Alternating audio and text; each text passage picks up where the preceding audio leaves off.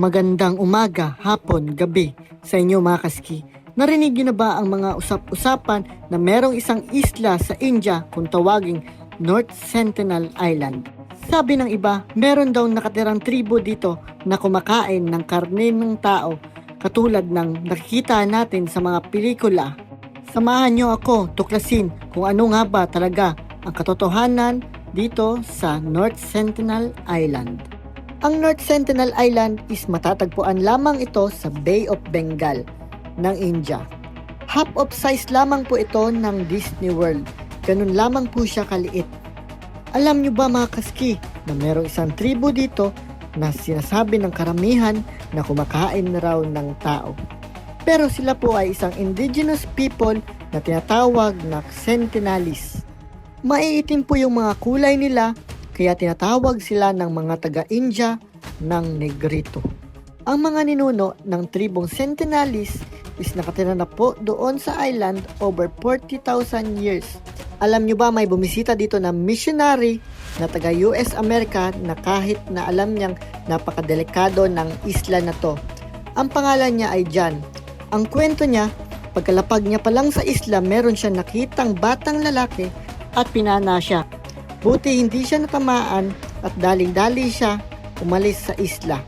At makalipas ang ilang buwan, bumalik si John sa isla at ayun na nga, sa kasamaang palad mga kaski, di nakaligtas si John sa pangalawang beses dahil natagpuan na lang ang katawan niya na nakalibing sa tabing dagat. Noong 2006 mga kaski, meron dalawang mangingisda na taga Myanmar na nag-emergency landing sa napakadelikadong island ng North Sentinel. Pinatay po sila ng tribo ng Sentinelese at katulad ng katawan ni John, inilibing din sa tabing dagat. Bakit nga ba ganun ka-agresibo ang mga tao doon sa Sentinel Island?